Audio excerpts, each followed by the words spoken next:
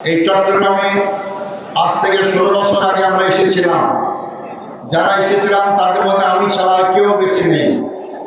সকলকেই জেলখানায় হত্যা করা হয়েছে।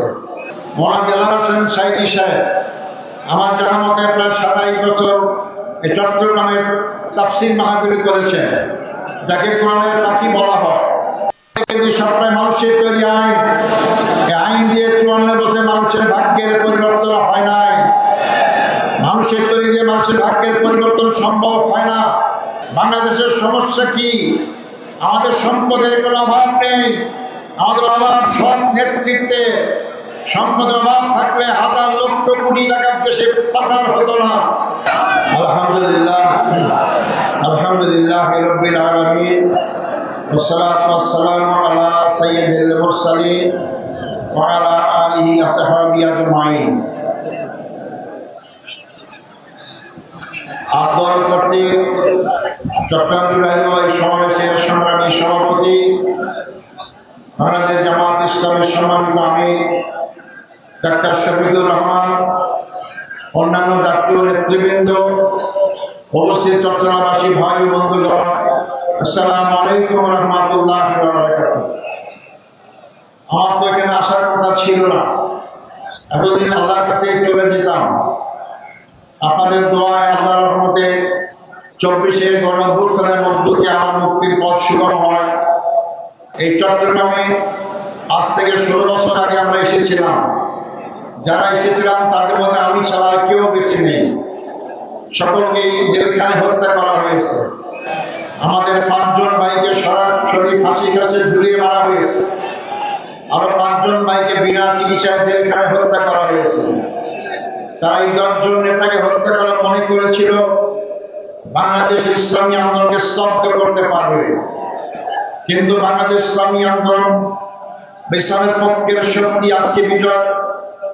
স্টাইল হোক রুচিশীল, পরিচয় হোক রাজকীয়, e commerce platform palace of classy, যেখানে ফ্যাশন মেলে আত্মবিশ্বাসে। শীতের হুডি হোক বা গরমের আরাম, আমরা আছি আপনার পাশে। 100% অরিজিনাল প্রোডাক্ট, দেশের যে কোনো প্রান্তে, ফ্রি হোম ডেলিভারি। অর্ডার করতে ইনবক্স করুন এখনই। Palace of classy, be classy, be confident. 24-এর বিজয়ের পর সবচেয়ে বড় শক্তি হিসেবে বাংলাদেশ আত্মপ্রকাশ করেছে। আমাদের নেতাদের কি অপরাধ ছিল? তাদের অপরাধ ছিল তারা বাংলাদেশের মানুষের পক্ষে কথা বলতেন। তাদের অপরাধ ছিল তারা বাংলাদেশের পক্ষে কথা বলতেন। তাদের অপরাধ ছিল আধিপত্যবাদী শক্তির বিরুদ্ধে কথা বলতেন। আপনারা সাক্ষী, চট্টগ্রামবাসী। মৌলানা দেলাওয়ার হোসেন সাইদি সাহেব আমার জানা মতে প্রায় 27 বছর এই চট্টগ্রামের তাফসীর মাহফিল করেছেন, যাকে কোরআনের পাখি বলা হয়। এমন কোনো মুসলিম দেশ নেই যেখানে তিনি সফর করেননি, তাফসীর করেননি। এমন মুসলিম দেশেও তাকে কোনো হত্যা করা হলো। তার কি অপরাধ ছিল? তার অপরাধ ছিল ওই ফ্যাসিবাদী শক্তির বিরুদ্ধে। কিন্তু সবটাই মানুষের তৈরি আইন। এই আইন দিয়ে 54 বছর মানুষের ভাগ্যের পরিবর্তন হয় নাই। মানুষের তৈরি দিয়ে মানুষের ভাগ্যের পরিবর্তন সম্ভব হয় না। আজকে তাই সে মহান সৃষ্টিকর্তার আইন আল্লাহর কোরআন সুন্নাহর ভিত্তিতে বাংলা যদি পরিচালিত হয়, মানুষের সকল সমস্যার সমাধান হবে ইনশাআল্লাহ। আগামী নির্বাচনে চট্টগ্রামবাসীর কাছে আকুল আবেদন, আসুন আমরা সকল ভেদাভেদ ভুলে গিয়ে যে চট্টগ্রাম থেকে ইসলামের বাহকরা সারা বাংলাদেশে ছড়িয়ে পড়েছিল, সেই চট্টগ্রামকে আসুন আমরা ইসলামের ঘাঁটি বানাই। আমি সেই দিকে আহ্বান করতে চাই, এর কথা বলতে চাই, চট্টগ্রামের মাটি ইসলামের ঘাঁটি। ইনশাআল্লাহ চট্টগ্রাম থেকে ইসলামের বিজয় সূচনা হবে। আগামী ফেব্রুয়ারি মাসে নির্বাচনের মাধ্যমে এই শক্তি ক্ষমতায় গেলে, দায়িত্ব পেলে মানুষের সুখ দুঃখ কষ্টই শুধু হবে না। আমার দেশ আমি শাসন করব, আমার দেশের নাগরিক এই দেশ শাসন করবে।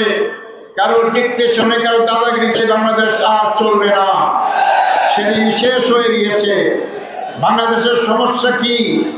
আমাদের সম্পদের কোনো অভাব নেই, আমাদের অভাব সৎ নেতৃত্বে। সম্পদের অভাব থাকলে হাজার লক্ষ কোটি টাকার দেশে পাচার হতো না। এই সম্পদ লুটপাট করা হয়েছে।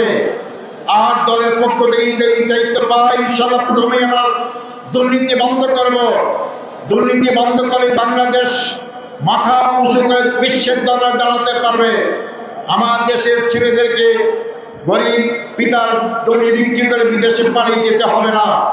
এই সম্পদ যদি আমাদের দুর্নীতিমুক্ত দেশকে করতে পারি, ইনশাল্লাহ বাংলাদেশ আগামীতে এমনভাবে উঁচু পর্যায়ে দাঁড়াতে পারবে যখন বিদেশের ছেলেরাই আমার দেশে চাকরি করতে আসবে, আমার দেশের ছেলেকে বিদেশে যেতে হবে না।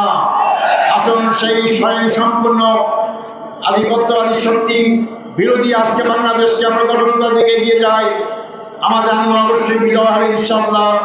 আগামী নির্বাচন আবার আমরা আপনাদের সামনে আসবো ইনশাল্লাহ, বিজয়ের পতাকা নিয়ে আসবো ইনশাল্লাহ। আপনারা সবাই ঐক্যবদ্ধ থাকুন। আমাদের নেতারা যারা শহীদ হয়েছে তাদের জন্য দোয়া করবেন, তাদের পরিবারের জন্য দোয়া করবেন। এই আহ্বান জানিয়ে আমার বক্তব্য এখানে শেষ করছি। আসসালামু আলাইকুম রহমতুল্লাহি ওয়া বারাকাতুহু।